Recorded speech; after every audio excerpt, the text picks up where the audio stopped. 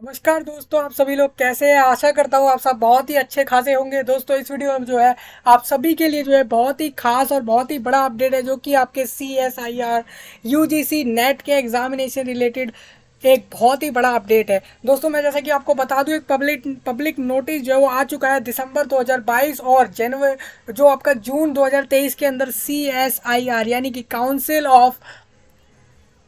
CSIR का मैं बता दूं, council of scientific and industrial research. जिनको भी नहीं पता, मैंने उनके लिए अलग से एक पेज भी ओपन करके रखा, जिसके अंदर मैं आपको बता दूं कि council of scientific and industrial research CSIR net का जो एग्ज़ाम होता है आपके लिए, जो नेशनल लेवल एग्ज़ाम होता है कंडक्टेड बाय UNTA यानी कि National Testing Agency to determine the eligibility of candidates for Junior Research Fellowship यानी कि JRF, जिसका बहुत समय से लोग इंतजार कर रहे थे कि कब जो है इसकी एप्लीकेशन फॉर्म आएंगे, कब इनका फॉर्म फिल चालू होगा और फाइनली वो अपने एप्लीकेशन फॉर्म फिल करके कब अप्लाई कर पाएंगे अपने इस एग्ज़ाम के लिए। इस कोर्स ये जो आपका मेन एग्ज़ाम है उसके लिए आप कब जो है अपने अपीयर हो पाएंगे। तो दोस्तों 2023 में अब कोई जो है वेटिंग टाइम जो है वो आपका ओवर हो चुका है, मतलब फाइनली आपके जो एग्ज़ाम के डेट्स हैं वो आ चुके हैं, यानी कि आप जो है अब अपना फॉर्म इस CSIR नेट को भर सकेंगे, जो कि आपका एक नेशनल लेवल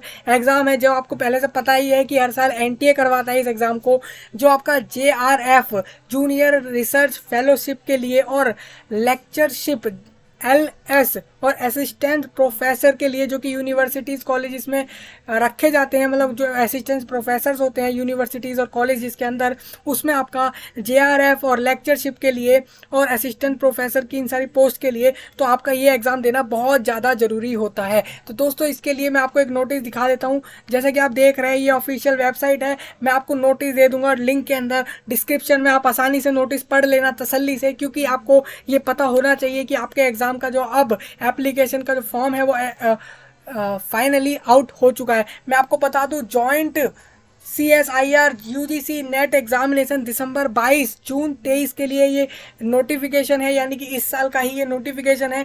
जैसा कि मैं आपको बताऊं, यहाँ पे लिखा भी हुआ है साफ साफ, डिटरमाइन द एलिजिबिलिटी। ये जो एग्ज़ाम है वो पता करता है eligibility Indian national for Junior Research fellowship and lectureship के लिए, जो कि आपके यूनिवर्सिटीज़ और कॉलेज के प्रोफेसर के लिए होता है। मेनली आपको मैं यहाँ बता दूँ, ये एग्ज़ाम CBT होता है। जैसे कि आपको अगर नहीं पता है CBT एग्ज़ाम कैसे होता है, तो मैंने इसके लिए वीडियो जो है वीडियो के एंड में डाल दी है, जिससे कि आप आसानी से देख सके कि CBT एग्ज़ाम कैसे होता है। फाइनली मैं आपको एक बात यहाँ पे मेन बता दूँ, submission of online application form at, आपको CSIR ऑफिशियल वेबसाइट पर ही इसको फॉर्म को सबमिट करना होगा। जैसे कि आप देख रहे हैं ये वेबसाइट है, यहाँ पे आपको दिख रहा है रजिस्ट्रेशन का ऑप्शन, इस पर आप क्लिक करके फाइनली यहाँ पे रजिस्ट्रेशन अपना कर पाएंगे। जैसे आप मैं देख सकते हैं, मैंने इस पर क्लिक करा, यहाँ पे रजिस्ट्रेशन का ऑप्शन आ जाएगा और ओके करते ही नया स्क्रीन मेरे सामने आ जाएगा। इस तरीके से आप यहाँ पे न्यू रजिस्ट्रेशन करके अपना फॉर्म जो है यहाँ पे फिल कर पाएंगे। आपको सिंपल इस पर न्यू रजिस्ट्रेशन पे क्लिक करना होगा और यहाँ पे आपको 3 प्रोसेस के अंदर, यानी कि रजिस्ट्रेशन, एप्लीकेशन फॉर्म फिलिंग और फीस पेमेंट, ये 3 ऑप्शन 3 स्टेप होंगे, आपको ये फुल्ली फाइनली करने हैं। फाइनल यहाँ पे एक स्टेप नहीं लिखा होता है कभी कभार, वो आपका होता है एप्लीकेशन फॉर्म का प्रिंट आउट, जो कि बहुत ज़्यादा इंपॉर्टेंट होता है आपके एग्जाम के प्रोस्पेक्टिव से। मैंने इसलिए बोला क्योंकि आप जब अपनी फीस पेमेंट कर देते हैं फॉर्म की, फाइनली आप अगर प्रिंट आउट नहीं लेते तो ऐसे में आपका जो है एंड में जाके जब आपका सिलेक्शन होता है, यानी कि जब आपका एग्जाम का रिजल्ट आ जाता है और फाइनली जब आपकी रिक्रूटमेंट हो रहा होता है इसके लिए, या फिर ऐसा कुछ भी आगे चल के होता है, तो उस टाइम पे ये चीज़ें मांगी जाती हैं और नहीं होती है, तो फाइनली आपका रिजेक्शन हो जाता है इन सारे केसेस के अंदर। देखिए यहाँ पे आप देख पा रहे होंगे, यहाँ पे फीस भी लिखा हुआ है। पहले आपसे बोला गया इन्फॉर्मेशन बुलेटिन जरूर डाउनलोड कर लीजिए, अगर आपने नहीं किया है तो उसे डाउनलोड करके एक बार अच्छे से पढ़े। मैं आपको फिर से बता दूं, ये बुलेटिन के अंदर सारा डिटेल होगा इस एग्जाम से रिलेटेड, जो कि मैं इसी वीडियो में कवर करूंगा पूरा का पूरा, एक एक चीज इस एग्जाम से रिलेटेड, इसका syllabus, pattern, eligibility, marking scheme, negative marking होगी नहीं होगी, रिजल्ट कब आएगा, मार्किंग स्कीम, कितने मार्क्स का टोटल पेपर होने वाला है, कौन कौन से सब्जेक्ट इसके अंदर आएंगे, यानी कि आपके टॉपिक्स, वो सारा कुछ इसी वीडियो में हो जाएगा। मेनली एक बात और आपकी है कि कास्ट की बात करूं मैं, कि अगर आप कास्ट जो है तो आप देख सकते हैं जनरल वालों को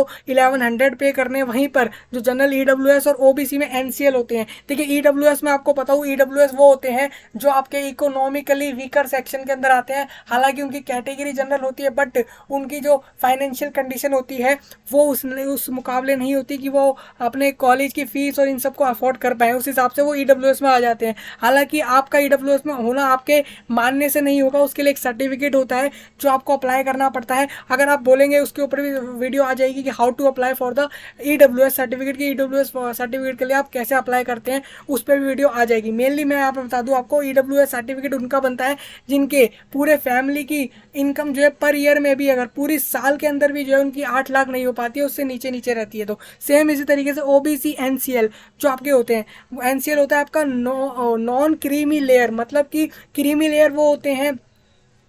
ओबीसी मतलब हो गया अदर बैकवर्ड कास्ट, उसके अंदर जो भी स्टूडेंट कैंडिडेट की कैटेगरी है, एप्लीकेंट की कैटेगरी है, अगर उनके पूरे एनुअल इनकम जो है वो 8 लाख से कम है तो वो एनसीएल में आएंगे। उनके पास सर्टिफिकेट होना चाहिए, तभी वो अपना जो यहाँ पे रिलैक्सेशन है एप्लीकेशन फॉर्म फिल करते हैं ले पाएंगे। मेन बात एक और यहाँ पे ये रहती है कि अगर आपके पास सर्टिफिकेट नहीं होता तो आप सर्टिफिकेट नंबर और उसकी डिटेल्स डाल सकते हैं, या फिर प्रीवियस सर्टिफिकेट का नंबर या उसकी डिटेल्स डाल सकते हैं, जिससे कि वहाँ वो चीज़ श्योर हो जाए वेबसाइट वालों को, अथॉरिटी वालों को, कि आपके पास वो चीज़ है, बट आप उस कैटेगरी में आते हैं, बट वो चीज़ जो है वो भी आपके पास सर्टिफिकेट नहीं है। मेन बात और आपको बता दूं, अगर आप ईडब्ल्यूएस और एनसीएल में आने के लिए आपका सेंट्रल लिस्ट में होना चाहिए, मतलब कि गवर्नमेंट ऑफ इंडिया के अंदर आप आने चाहिए, ना कि स्टेट गवर्नमेंट में।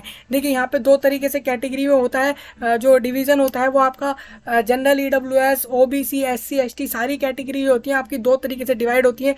पहला एक स्टेट गवर्नमेंट से, और दूसरा आपका जो आपका सेंट्रल गवर्नमेंट होता है, यानी कि गवर्नमेंट ऑफ इंडिया जिसे आप कह सकते हैं। फॉर इधर हम इधर के लिए बात करें, इंडिया के लिए, तो मेन आपका 2 तरीके से बांटा जाएगा। इसी तरीके से आप देख सकते हैं, फीस आप अपना देख सकते हैं। पीडब्ल्यूडी कैंडिडेट को बिल्कुल फीस पेमेंट नहीं करना है, बट पीडब्ल्यूडी कैंडिडेट अपना हर एक चीज़ चेक कर लेना कि कौन कौन उस कैटेगरी में आ रहा है, कौन नहीं आ रहा है, पहले अप्लाई करने से पहले। तो इस तरीके से आप अप्लाई करने वाले हैं, ये आपको दिखा दिया मैंने, आप कैसे अप्लाई कर पाएंगे आसानी से। ये स्क्रीन होगी, इस पर आप जाके अप्लाई कर पाएंगे। मैं एक एक प्रोसेस जो एक वीडियो में आपको बताने वाला हूँ फॉर्म फिल करके कि आप कैसे करेंगे। मेनली आपको मैं एक बात बता दूँ, यहाँ पे आप जो है 10 मार्च से लेकर, यानी कि आपका 10 मार्च से लेकर 10 अप्रैल, यानी पूरा 1 मंथ आपको फॉर्म फिल का मिल रहा है इसके अंदर। मतलब आप इसके अंदर पूरा 1 महीने तक फॉर्म फिल अपना कर सकते हैं।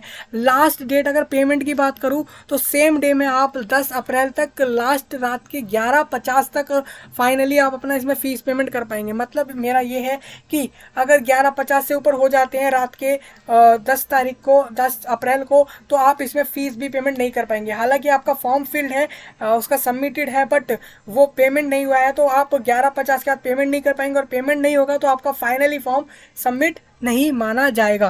करेक्शन विंडो की बात करूं यहाँ पे, तो वो 12 अप्रैल से लेके 18 अप्रैल, यानी कि आपको पूरा 1 वीक का टाइम मिल रहा है इसके अंदर करेक्शन करने का। कुछ भी गलती हो आपके फॉर्म के अंदर, आप उसमें करेक्शन कर सकते हैं। जैसे कि आपके कुछ डिटेल हो गए, जैसे कि आपने सेंटर गलत सिलेक्ट कर लिया तो उसमें आप जो है करेक्शन कर सकते हैं। जैसे कि आपने अपना मोबाइल नंबर गलत दे दिया तो उसमें करेक्शन हो सकता है, आपकी ईमेल आईडी में करेक्शन हो सकता है। ऐसी चीज़ें जो वैलिड है कि हाँ भाई इसमें करेक्शन जो है रिक्वायर्ड है, हमने गलती से ये चीज़ कर दी है, तो उसमें आप करेक्शन कर सकेंगे।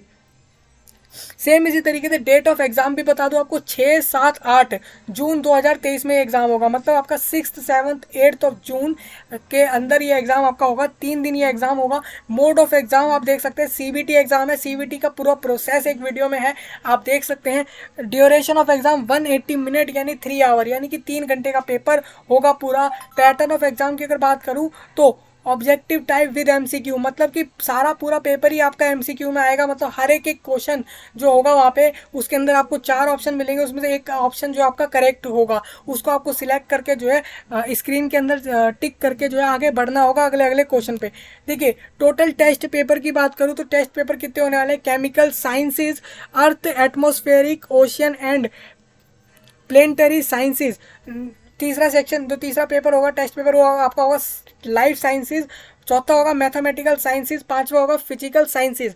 इसी तरीके से मीडियम ऑफ द पेपर अगर आपको बताऊं तो बाय लिंगुअल इंग्लिश बायलिंगुअल मतलब हो गया आपका हिंदी एंड इंग्लिश, बाय मतलब हो गया दो, लिंगुअल यहाँ पे लैंग्वेज को बोला जा रहा है, तो बायलिंगुअल मतलब हो गया आपका दो लैंग्वेज, इंग्लिश और हिंदी दोनों में ये एग्जाम आएगा। Detail of course code, eligibility criteria, pattern of question paper, fees etcetera, वो सारा कुछ जो है बुलेटिन के अंदर है, जो आपको अभी एक्सप्लेन करूंगा मैं। हालांकि वीडियो लंबा होगा, कोई दिक्कत नहीं है, लेकिन मेन बात ये है यहाँ पे सारा कुछ कवर होगा, एक एक चीज। Candidate who desire to appear, जो इस एग्जाम में अपीयर होना चाह रहा है, दिसंबर 22 जून 23 में अप्लाई ऑनलाइन ओनली, आप सिर्फ वेबसाइट से अप्लाई कर सकते हैं, जैसे मैंने आपको बताया। बिफोर अप्लाइंग फॉर, इसको अप्लाई करने से पहले आप हर एक चीज़ चेक कर लेना अपना कि आप उसके लिए एलिजिबल है कि नहीं। हालांकि फॉर्म फिल आपने कर भी दिया, अगर गलत इन्फॉर्मेशन डाल के भी, फाइनली आपका टिल द एंड आपका रिजेक्शन हो ही जाएगा, अगर वहाँ पे कुछ भी फॉल्स डॉक्यूमेंट में मिलता है तो ये नोटिफिकेशन था फाइनली आपका फॉर्म फिलिंग का। अब देखिए मैं आपको बता देता हूँ, ये उनका जो है बुलेटिन है, जिसके अंदर एक एक चीज़ जो है यहाँ पे बताई गई। जॉइंट CSIR UGC NET यानी कि National eligibility Test for JRF, and जो मैंने आपको बताया था सेम उसी के लिए, तो उसके लिए मैं आपको बता देता हूँ यहाँ पे हम क्या क्या डिस्कस करेंगे। हम एलिजिबिलिटी जानेंगे यहाँ पे, भाई इस एग्जाम को कौन कौन दे सकता है, कौन नहीं दे सकता है, रजिस्ट्रेशन कैसे होगा, फॉर्म फिल कैसे करेंगे, एडमिट कार्ड कब आपको मिल पाएगा, कब क्या उसकी डेट रहेगी, और ऐसे कौन कौन से कंडीशन है जिसमें आपका फॉर्म कैंसिल कर दिया जाएगा, जो एक्सेप्ट नहीं होगा। फाइनली अगर यहाँ पे एक्सेप्ट हो गया है, फाइनल एंड में जाके कहाँ पे रिजेक्शन हो जाएगा एग्जाम से पहले या बाद में, वो सारी बात हम यहाँ पे कर लेंगे। मेन पेमेंट आपको किस किस तरीके से करने का ऑप्शन मिल जाएगा, वो हम यहाँ बात करेंगे। सर्टिफिकेट से रिलेटेड कास्ट बेनिफिट फॉर्मेट क्या रहेगा, सर्टिफिकेट्स का सारा कुछ जो है यहाँ पे हम बात करेंगे। जैसे कि आप देख रहे हैं ये PDF बहुत लंबा है, तो लेकिन डिटेल सारी कवर होगी। ये आपका एब्रीविएशन है, जैसे कि आप देख सकते हैं CBT हम बोलते हैं कंप्यूटर बेस्ड टेस्ट को। इस तरीके से CSIR मैंने आपको पहले बताया, जैसे कि council of scientific and industrial research को हम बोलते हैं। EWS इकोनॉमिकली वीकर सेक्शन को बोला जाता है। इस तरीके से आप ये सारे एब्रीविएशन देख लेना अच्छे से। नेम ऑफ द एग्जामिनेशन आपको बता ही दिया है, डेट सारे बता दिए, फीस का मैंने आपको बता दिया किसको कितनी फीस देनी होगी। अब देखिए मेन यहाँ पे बात आपकी करेक्शन की, वो भी बात करेक्शन वाली बात भी हो गई है। ये सारा कुछ जो है वो डिस्कस हो चुका है। देखिए आंसर की कब आएगी, रिजल्ट कब आएगा, उसकी डेट अभी नहीं बताई गई है। एक्चुअल में आपके एग्जाम की डेट आई है, सिर्फ जो ये सारी बाकी डेट्स हैं वो बाद में आएंगी इस एग्जाम से रिलेटेड। अभी कुछ इसमें फर्दर अभी तक कुछ अपडेट नहीं है, फर्दर आगे चल के कुछ अपडेट आएगा, तब वो उस टाइम पे जो है आपको बताया जाएगा। यहाँ पे क्या बोला गया है, only one application is to be submitted, आपको एक ही एप्लीकेशन भरना है एक कैंडिडेट को। अगर एक से ज़्यादा भरा तो ऐसे में जो है आपका फॉर्म जो है कैंसिल हो जाएगा।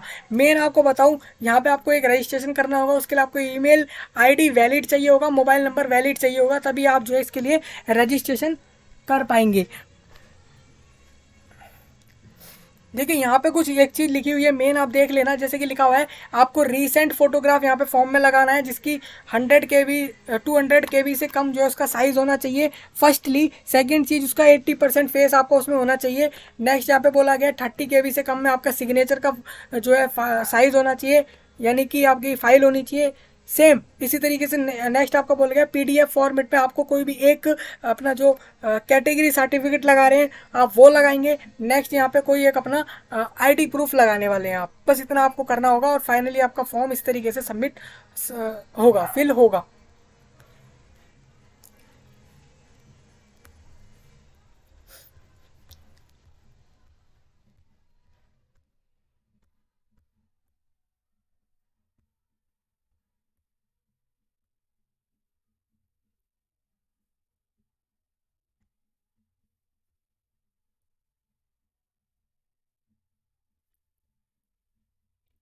अब देखिए मैं बात कर लेता हूँ एसेंशियल एजुकेशन क्वालिफिकेशन, मतलब कि क्या इसकी एलिजिबिलिटी रहेगी। अगर आप क्वालिफिकेशन के लेवल से देखें तो MSc और equivalent degree integrated, BS MS BS 4 degree course, BE BTech B pharma MBBS with at least 55% without rounding off, बिना राउंडिंग ऑफ करें। मतलब कि हम कहते हैं जैसे अप्लाई कर रहे हैं फॉर्म के लिए कि आपको जो आपकी परसेंटेज आई है जैसे कि 55.78 आई है, तो आप उसको राउंड ऑफ करके जो है 56 कर दीजिए। तो यहाँ पे ऐसा नहीं करना है, आपको जैसा आएगा वैसा का वैसा ही यहाँ पे आपको बताना है। आपका जो है B फार्मा होना चाहिए या MBBS BTech BE, in courses में अगर आपने अपना डिग्री ले रखा है इतने परसेंटेज के साथ, जनरल कैटेगरी से और ईडब्ल्यू, तो फिर आप जो है फाइनली इसके लिए अप्लाई कर पाएंगे। ईडब्ल्यूएस में 55% जो है आपको बोला गया है, सेम यही आपके कोर्सेज होने चाहिए कॉलेज के, उसमें आप पास होने चाहिए इतने परसेंटेज के साथ, तो आप इस एग्ज़ाम को दे पाएंगे। देखिए क्या बोला गया, कैंडिडेट एनरोल्ड फॉर एमएससी और हैविंग कंप्लीटेड +3, यानी कि आपका 10+5, यानी कि आपका हो गया 12th के बाद 3 ईयर का कोई भी course of the above qualifying examination, closing date of online application form are also eligible. देखिए जो आपकी क्लोजिंग डेट है, यानी कि 10 अप्रैल से पहले अगर आपके पास आपका वो आ जाता है, जो अभी डिग्री है वो आ जाती है, तो आप फाइनली इसके लिए अप्लाई कर सकेंगे। उसके बाद अगर डिग्री कोई किसी की आने वाली है एमएससी की, तो आप इसके लिए अप्लाई नहीं कर पाएंगे।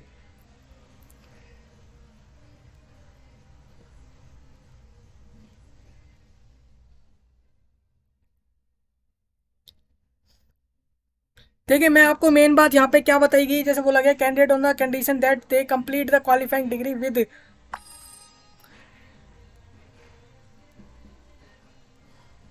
सच candidate will have to submit the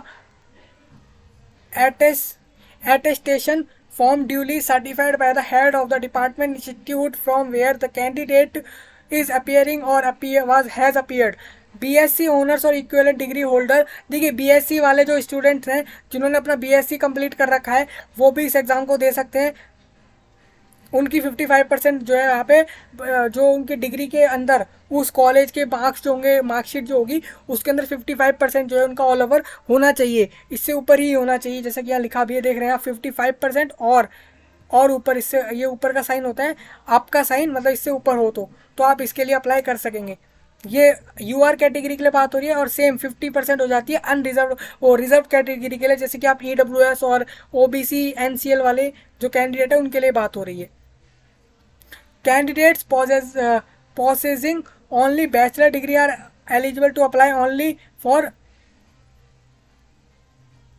देखिए यहाँ पे क्या बोला गया है, एक बात यहाँ पे मैं आपको मेन बता दूँ, यहाँ पे थोड़ा सा जो है डाउट क्रिएट होने वाली बात है मेन, वो ये कि आपने चलिए बीसीए कर लिया है, ठीक है, ओ सॉरी बीएससी कर लिया है, मतलब कि आपने साइंस के अंदर बैचलर में कोर्स कंप्लीट कर लिया है कॉलेज से, तो इसमें आपको बोला जा रहा है आप एलिजिबल है अप्लाई करने के लिए इतने परसेंटेज के साथ। मेन यहाँ पे एक बात एक सेम और यही बोली गई है, candidate with bachelor degree will be eligible to CSIR fellowship only after getting registered for PhD integrated PhD programme with in the validity period of 2 years. मतलब कि आपने इसके बाद PhD के लिए अप्लाई किया हुआ है तभी, मतलब जिनके पास सिर्फ बैचलर डिग्री है तो वो सिर्फ JRF के लिए अप्लाई कर पाएंगे, लेक्चरशिप असिस्टेंट प्रोफेसर के लिए अप्लाई नहीं कर पाएंगे, जैसा कि ये लोग बोल रहे हैं।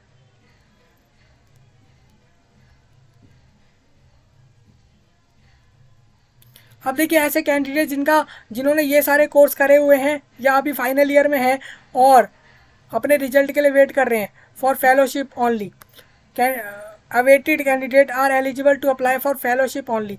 देखिए ये लोग जो अपने रिजल्ट का वेट कर रहे हैं, कोई बात नहीं, फाइनल ईयर में है, रिजल्ट का वेट चल रहा है, कोई दिक्कत नहीं है, आप अप्लाई कर सकते हैं। मेन यहाँ पे ये बोला गया है कि आप जो है फेलोशिप के लिए अप्लाई कर पाएंगे, यहाँ पे असिस्टेंट प्रोफेसर और इसके लिए अप्लाई नहीं कर पाएंगे।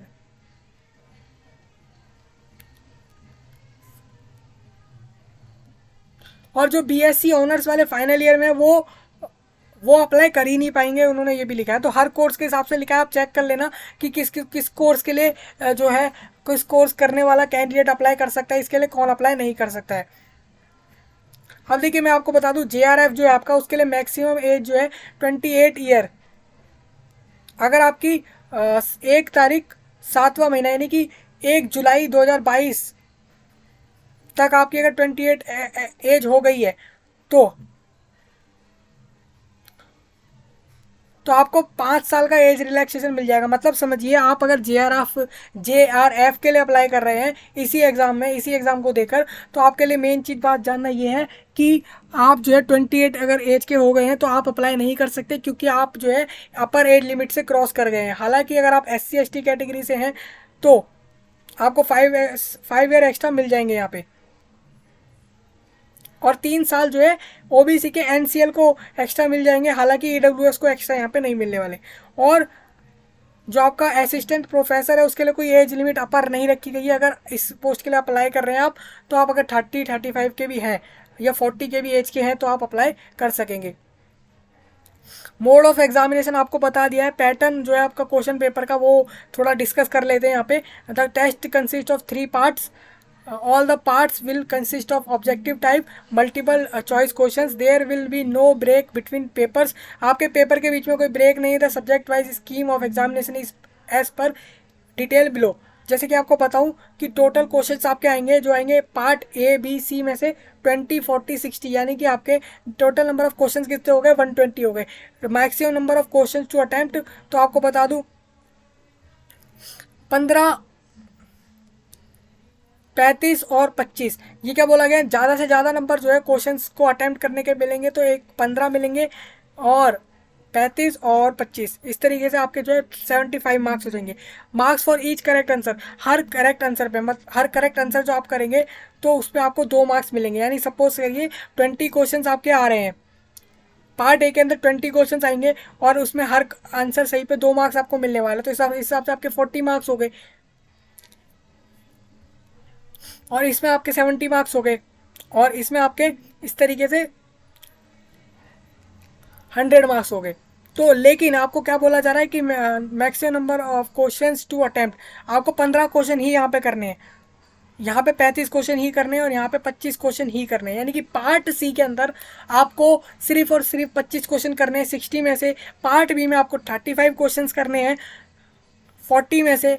पार्ट ए के अंदर 15 क्वेश्चन करने हैं 20 में से, यानी कि 15 इंटू 2 आपका हो गया 30 मार्क्स का आपका जो है पार्ट ए हो गया। और सेम इसी तरीके से 70 मार्क्स का आपका पार्ट बी हो गया और 100 मार्क्स का आपका पार्ट सी हो गया। तो इस तरीके से आपका 200 मार्क्स का पेपर होने वाला है।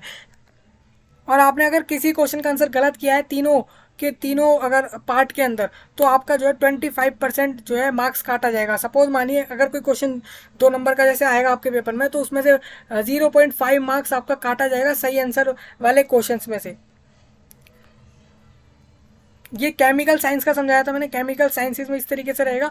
और उसके बाद आपका अर्थ, एटमॉस्फेरिक, ओशन और इन सब का जो प्लानिटरी साइंसेस के लिए भी इस तरीके से आप देख सकते हैं यहाँ पे कितने क्वेश्चंस आएंगे और कितने आपको अटेम्प्ट करने हैं, वो सारा आप देख सकते हैं। तो इस हिसाब से आप टोटल देख सकते हैं अपने सब्जेक्ट वाइज। मेन आपको मैं एक बात बता दूं, यहाँ पे बोला भी गया है कि the test will consist of 3 parts. जैसे कि यहाँ पे बोला गया 1 2 3, all the part will consist of objective type multiple choice question, there will be no gap between papers.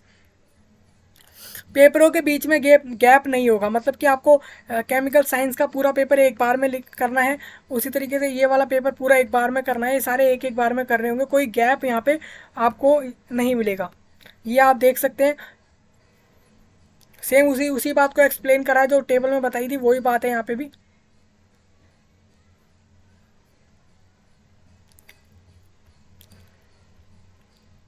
Medium अगर आपको मैंने पहले ही बताया, हिंदी और इंग्लिश 2 लैंग्वेज में आपका पेपर आएगा। सब्जेक्ट की बात हो गई हमारी। सिलेबस आप देख सकते हैं, ये जो लिंक है इससे आपको सिलेबस आप देख सकेंगे एग्जाम का। हालांकि सिलेबस जो है मैं आपको बता दूंगा, मैं आपको लिंक में वो भी डाल दूंगा। सिलेबस आप देख के आसानी से तैयारी कर सकेंगे इस एग्जाम की। देखिए फैसिलिटी बताई गई है पीडब्ल्यूडी कैंडिडेट के लिए। मैंने आपको जैसे पहले ही बोला है कि पीडब्ल्यूडी में स्क्राइब अलाउड होता है, एक्स्ट्रा टाइम अलाउड होता है। वो सारा कुछ आप पहले यहाँ पे चेक कर लेना अच्छे से कि अगर आप फिजिकली डिसेबिलिटी में आते हैं या फिर इंटेलेक्चुअल डिसेबिलिटी में आते हैं। देखिए पीडब्ल्यूडी होता है पर्सन विद डिसेबिलिटी। अब डिसेबिलिटी किसी भी तरह की हो सकती है, तो वो यहाँ पे लिखी हुई है यही 5 तरह की डिसेबिलिटी एक्सेप्टेड होंगे। उसके अंदर भी इनकी टाइप ऑफ डिसेबिलिटी है, उसके अंदर आप देख सकते हैं जैसे कि स्पेसिफाइड भी करा इन्होंने डिसेबिलिटी को। अगर ये सब आता है तो आप फिर उस हिसाब से देख पाएंगे कि आपको क्या क्या जो है अलाउड किया जा रहा है, क्या अलाउड नहीं किया जा रहा है।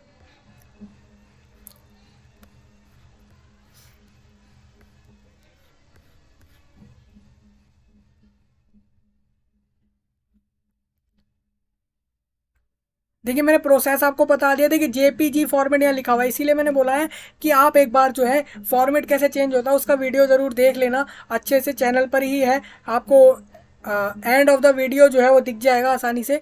उसमें भी आप देखकर जो है इस पर जा सकते हैं, एक एक चीज़ जो है देख सकते हैं।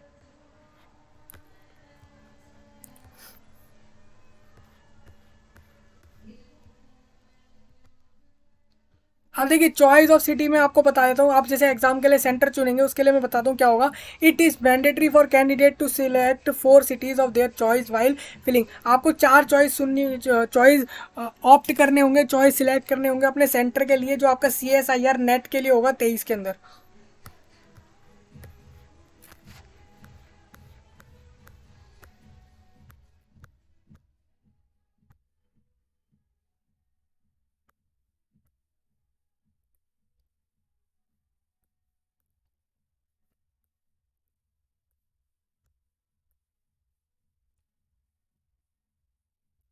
देखिए आपको मैंने बोला भी था पहले भी, आईडी प्रूफ के अंदर आपको कोई आधार कार्ड, पैन कार्ड, ये सब में से कोई भी एक डिटेल देना पड़ेगा। उसका अगर नंबर भी मांगा जाता है फॉर्म के अंदर तो वो आप देंगे।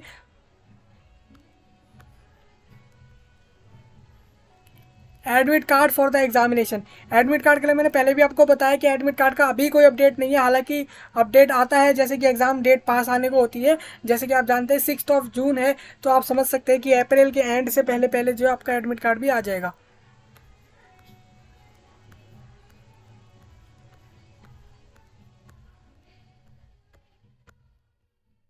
देखिए ये प्रोहिबिटेड मटेरियल्स है, मतलब कि ये वो चीज़ें हैं जो आप नहीं ले जा सकते एग्जाम के अंदर। जैसे कि लिखा भी हुआ है, electronic gadgets devices in the examination room hall. मतलब जैसे कि आप समझ रहे हैं कि आपका मोबाइल हो गया, लैपटॉप हो गया, टैबलेट हो गया, स्मार्ट वॉचेज हो गए, या फिर कोई ऐसा गैजेट हो गया जो कि आपके चीटिंग में मदद कर रहा है, या फिर किसी भी ऐसे चीज़ों में मदद कर रहा है जिससे कि एग्ज़ाम का बिहेवियर जो है वो फॉल्स हो रहा है, यानी कि वहाँ पे कुछ भी मिस बिहेवियर ऐसा कुछ भी होता है, तो उसके उस कंडीशन में आपको ये चीज़ें ध्यान रखनी होगी। इसको आप देख लेना एक बार इस बॉक्स को अच्छे से।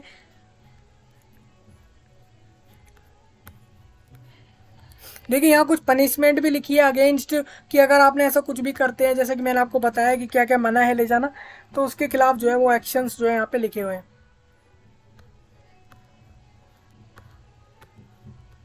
देखिए नॉर्मलाइजेशन प्रोसीजर होता है आपका, कि आपके मार्क्स कैसे बनेंगे, तो यहाँ पे परसेंटाइल में आते हैं मार्क्स, परसेंटेज में नहीं आते। तो ये बात हर जो एप्लीकेंट है, जो देने वाले हैं एग्ज़ाम को, उसको उनको ये ध्यान रखना है कि ये एक एग्ज़ाम जो है वो परसेंटाइल में इसमें मार्क्स आपके आने वाले हैं।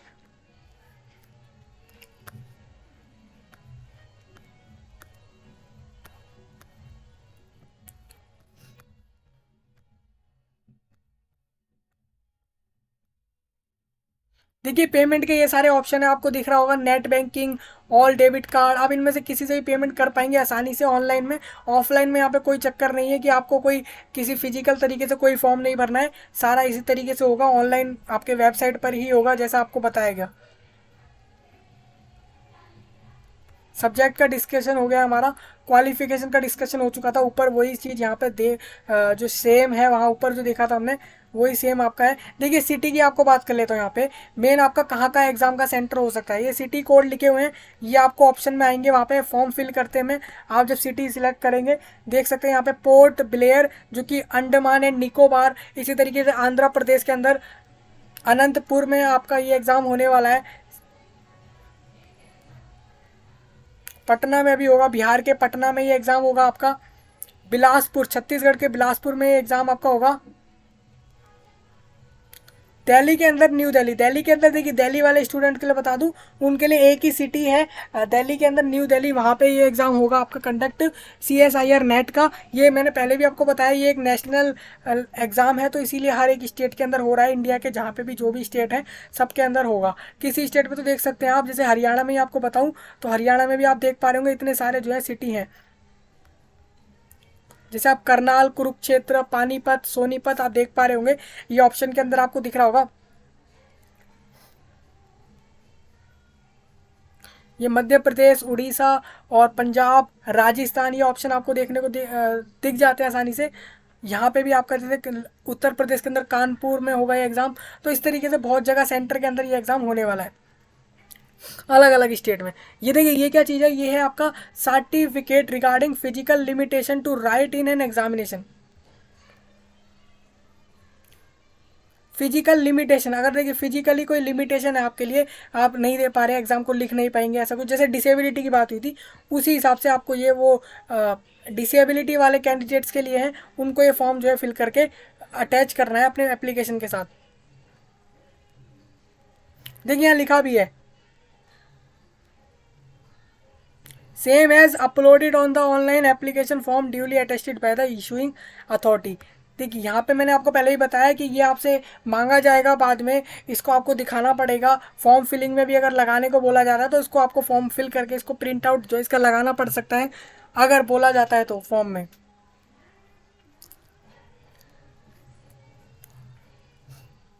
तो ये सर्टिफिकेट्स आप देख लेंगे, आपके कैटेगरी वाइज भी हैं यहाँ पे, जैसे ओबीसी वालों के लिए भी यहाँ पे सर्टिफिकेट है, उनको भी ये फिल्ड करना होगा। यहाँ पे बोला भी गया है certificate to pronounce by, same जो मैंने आपको बताया वही चीज़ यहाँ पे भी है कि आपको जो है ये अपना कास्ट सर्टिफिकेट जो है उसके लिए डिटेल यहाँ पे आपको देनी है। अपना नाम बताना है, फादर का नाम बता देना है, विलेज बता देना है, ये सब जो है फिल करना है आपको अच्छे से एक एक चीज़ विदाउट एनी मिस्टेक। और उसके बाद आपको ये चीज़ जो है फाइनली अटेस्ट करनी है।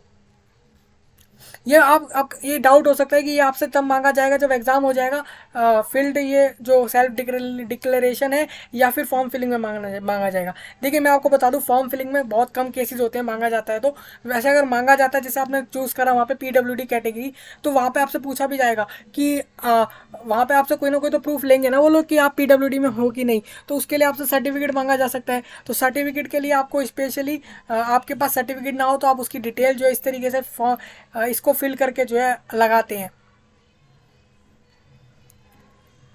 अब देखिए ये सीबीटी एग्ज़ाम का प्रोसेस है। मैं आपको बता दूं एनटीए की वेबसाइट पे बहुत सारे मॉक टेस्ट होते हैं। मॉक टेस्ट होता है आपका एक तरीके से प्रैक्टिस करने के लिए टेस्ट होते हैं, जो आपका सीबीटी मेन एग्ज़ाम होता है हॉल एग्ज़ाम हॉल के अंदर, उसी तरीके से प्रैक्टिस के लिए एग्ज़ाम्स होते हैं, आपके टेस्ट होते हैं, आप दे सकते हैं एनटीए की वेबसाइट पर। इसीलिए मैंने बोला कि आपको सीबीटी की एक बार आप जो है वीडियो देख सकते हैं, उसमें सारा कुछ डिटेल है, सारा कुछ इसके ऊपर सीबीटी एग्ज़ाम से रिलेटेड कि कैसे होता है ये एग्ज़ाम।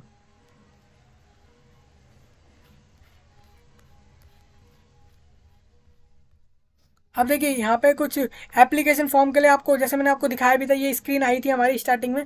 यहाँ पे आपने इसको क्लिक करके फिर आगे फॉर्म फिल का प्रोसेस जो है यहाँ पे आपको जो है करना पड़ेगा। इस तरीके से ये सारे फील्ड होंगे जो आपको फिल करने पड़ेंगे आपके फॉर्म के अंदर। यहाँ पे आपको टिक करना पड़ेगा, बाद में सारा कुछ वेरीफाई करना पड़ेगा। सारा डिटेल्स डालने के बाद आपका जो पर्सनल डिटेल, आपने एड्रेस डाला, डॉक्यूमेंट अपलोड किए, सब कुछ फिर आपको चेक करने के बाद देखिए रजिस्ट्रेशन कंप्लीट हो जाता है। इस तरीके से रजिस्ट्रेशन के लिए आपको मोबाइल नंबर, ईमेल आईडी से अलावा कुछ नहीं चाहिए होता। बाकी आपको अपनी पर्सनल डिटेल्स पता होनी चाहिए, बस आपका रजिस्ट्रेशन क्रिएट हो जाता है। हालांकि आपका एप्लीकेशन फॉर्म फिलिंग में जो है वहाँ डॉक्यूमेंट और ये सारा कुछ रिक्वायर्ड रहता है, तो वहाँ पे आपको वो सब डालना पड़ता है। अब देखिए ये आप देख रहे हैं जैसे कि हमारे से यहाँ बोला जा रहा है कॉन्टैक्ट डिटेल कंप्लीटेड, बाकी सारा ये इनकम्प्लीट लिखा आ रहा है, जैसे कि आप ये देख सकते हैं। ये मैं और जूम करके दिखा देता हूँ। ये आप देख रहे हैं जैसा कि ये एप्लीकेशन फॉर्म के स्टेप हैं, आपको ये सारे स्टेप करने पड़ेंगे CSIR नेट 23 के लिए, जिसमें आपका personal details, Aadhaar details, exam and centre details, qualification details, additional details, document upload, final submit. Final submit मतलब होता है जब आपका सारा कुछ ये फिल हो जाए उसके बाद आपको अपने फॉर्म को जो है सबमिट करना होता है, मतलब कि जमा करना होता है।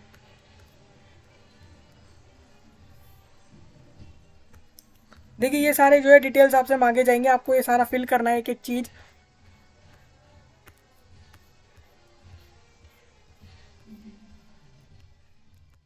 देखिए यहाँ पे मैं आपको बता दूं क्या क्या आपसे डॉक्यूमेंट में क्या मांगा जाएगा। डॉक्यूमेंट में फोटोग्राफ, सिग्नेचर, पीडब्ल्यूडी यहाँ पे क्यों आ रहा है, अगर आप पीडब्ल्यूडी कैंडिडेट हैं तो आपसे एक सर्टिफिकेट यहाँ पे मांगा जा रहा है, उसको आपको यहाँ अपलोड करना है।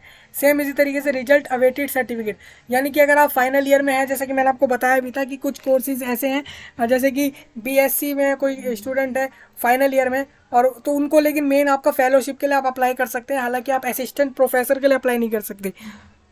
तो ये आपको मैंने पहले डिफरेंस बताया, तो उस हिसाब से आप अगर फाइनल ईयर में है तो उसमें आपको यहाँ पे अपना पिछले सेमेस्टर का जो है रिजल्ट यहाँ पे अपलोड करना है, क्योंकि आप फाइनल ईयर में अवेटेड है। हालांकि जो पास होंगे उनको डिग्री यहाँ पे मांगी जा सकती है, तो आपको वो अपलोड करनी पड़ेगी।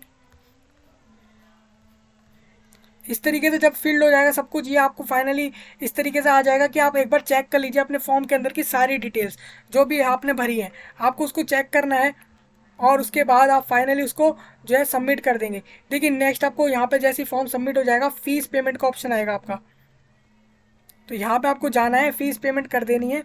जैसे ही आप फीस पेमेंट कर देंगे उसके बाद जो है आपका फाइनली इस तरीके से एप्लीकेशन फॉर्म जो सबमिट हो चुका है वो इस तरीके से आपको दिखने लग जाएगा, जिसपे आपको अपना एप्लीकेशन नंबर दिखेगा, सारा कुछ दिखने लग जाएगा, आपका सेंटर आपने कौन कौन सा चूज़ करा है। जैसे कि आप देख सकते हैं यहाँ जो भी कैंडिडेट है उन्होंने अपना दिल्ली, हरियाणा, उत्तर प्रदेश और उत्तराखंड ये 4 सेंटर सिलेक्ट करे। तो इस तरीके से जो भी आपने फिल करा होगा सारा कुछ आपको एक एक चीज़ देखने को अपने ही एप्लीकेशन फील्ड फॉर्म में देखने को मिल जाएगा। देखिए डॉक्यूमेंट्स, फोटो और सिग्नेचर आ रहे हैं इस तरीके से, सारा कुछ जो भी अपलोड किया था हमने वो सारा कुछ हमें यहाँ पे दिख रहा है। देखिए जीरो अमाउंट क्यों आ रही है, क्योंकि ये कैंडिडेट पीडब्ल्यूडी कैंडिडेट था या थे जिन्होंने अप्लाई किया, तो पीडब्ल्यूडी के लिए जीरो फीस थी जैसा मैंने आपको बताया इस एग्जाम के लिए। तो सेम इसी तरीके से आपका भी फीस पेमेंट हो जाएगा। फाइनल आप इस तरीके से अपना प्रिंट आउट लेके अपने डिवाइस के अंदर सेव कर लेंगे।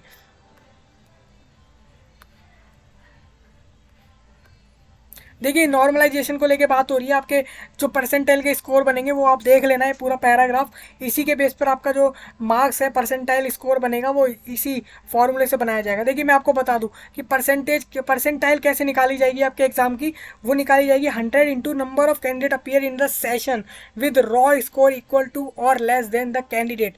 जैसे कि मैं आपको बताऊं यहाँ पे ये हो रहा है कि कितने स्टूडेंट जो है आपके सेशन में अपीयर हुए। मान लीजिए आपका एग्जाम जो है जैसे कि यहाँ पे लिखा था 6 जून, आपका एग्जाम 6 जून को होता है, तो उस 6 जून के उस सेशन के अंदर चाहे वो या तो मॉर्निंग में होगा, इवनिंग में होगा, किसी एक शिफ्ट में होगा ही होगा, तो जिस भी शिफ्ट में वो एग्जाम हो रहा है उस टाइम पे जितने कैंडिडेट्स अपीयर हुए उस एग्जाम में उतने नंबर ऑफ कैंडिडेट को 100 से क्रॉस इंटू करा जाएगा, क्रॉस किया जाएगा। जो नंबर आएगा उसको डिवाइड किया जाएगा पूरे नंबर ऑफ कैंडिडेट से जो अपीयर हुए हैं उस सेशन के अंदर। उस सेशन मतलब कि वो पूरा ये वो जो टोटल नंबर ऑफ कैंडिडेट जो सारे सेशन में अपीयर हुए हैं, फिर आपका जो है इस तरीके से परसेंटाइल निकलता है।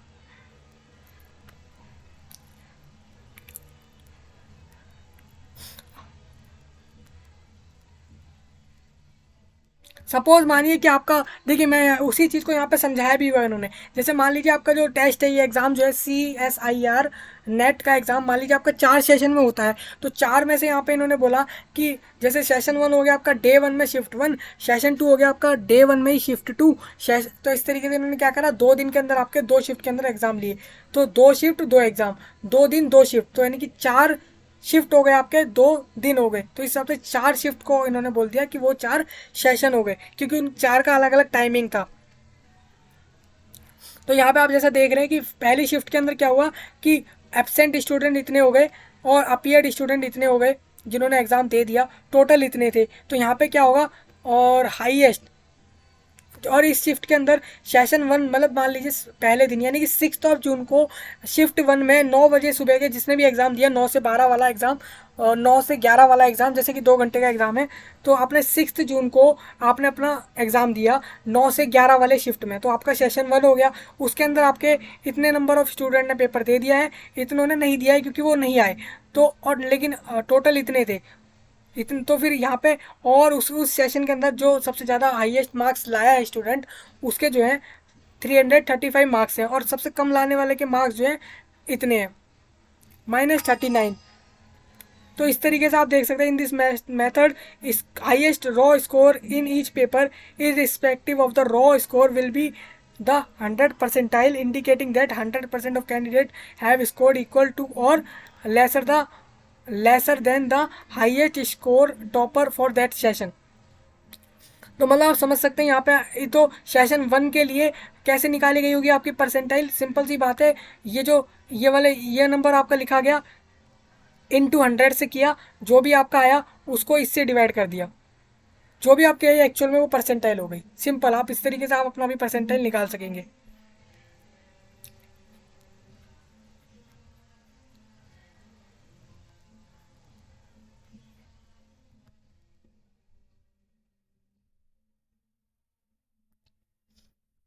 तो ये एक प्रोसेस होता है परसेंटाइल निकालने का। हालांकि यहाँ पे 4-5 टेबलें दी हुई है अच्छे से आपको समझाने के लिए, कोई डाउट ना रह जाए कि हाँ भाई परसेंटाइल निकाली कैसे जा रही है, हमारे मार्क्स कैसे कैलकुलेट किए जा रहे हैं एक्चुअल में। हमें तो बताओ कुछ भी पता ही नहीं है, हम परसेंटेज सोच रहे थे, ये क्या अलग ही कुछ हो रहा है। तो उसके लिए आपको टेबल में आप समझ सकते हैं आसानी से एक एक चीज़। Distribution of examinee in 2 shift. हालांकि जैसे इन्होंने बोला है तो उस हिसाब से आपका 2 ही शिफ्ट में शायद से एग्ज़ाम होने वाला है, एक दिन में 2 शिफ्ट, यानी कि तीनों दिन के अंदर 6 शिफ्ट में शायद से ये एग्ज़ाम आपका हो जाएगा। हालांकि ये नेशनल लेवल एग्ज़ाम में बहुत सारे स्टूडेंट अपीयर होते हैं इस एग्ज़ाम के अंदर, अलग अलग सेंटर के अंदर।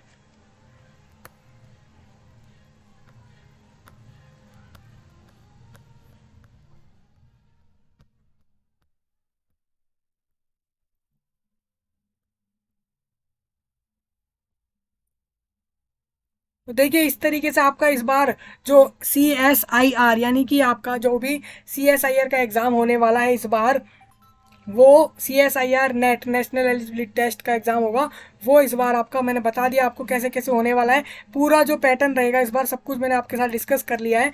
हालांकि सिलेबस का जो लिंक है वो डिस्क्रिप्शन में आपको प्रोवाइड कर दूंगा, जिससे कि आप आसानी से देख सकें और आगे इसके लिए तैयारी कर सकें। हालांकि आपका जून में एग्ज़ाम है, यानी कि आपके पास मई अप्रैल पूरा मंथ है आपके पास, 2 मंथ अप्रोक्स 2.5। तो इस तरीके से आपके पास टाइम काफ़ी सारा है इस एग्ज़ाम के लिए। लेकिन एप्लीकेशन फॉर्म जो है वो 10 अप्रैल लास्ट डेट है, उससे पहले पहले आप अप्लाई कर लेना, जिससे कि जो है आपको सेंटर पहले मिल जाए आपकी चॉइस के हिसाब से, क्योंकि सेंटर में आपको पता होगा जो पहले अप्लाई करता है उसको पहले सेंटर मिल जाता है। हालांकि फिर ऐसा ना हो कि आपने फॉर्म अप्लाई किया है और उसके बाद आपको सेंटर मिल रहा है कहीं दूर का, आपकी चॉइस वाला नहीं मिल रहा है, तो इसमें जो है आपके लिए ही जो है बहुत ज़्यादा जो है टाइम लगने वाली बात हो जाएगी, डिस्टेंट ट्रैवल करना पड़ेगा आपको, इधर से उधर जाना पड़ेगा, वो सब होगा। तो इस वजह से मैंने आपको पूरा जो है इस नोटिस के बारे में एक वीडियो में एक्सप्लेन कर दिया है। तो दोस्तों आशा करता हूँ आपको पूरा जो है एक एक चीज़ समझ आई होगी। कोई भी अगर कुछ भी ऐसा डाउट रह गया हो आपके माइंड में इस एग्ज़ाम से रिलेटेड, ज़रूर आप बताना कमेंट के अंदर, तो उसको सॉल्व करने की कोशिश होगी पूरी पूरी। हालांकि मिलते हैं अगली वीडियो में, तब तक के लिए धन्यवाद।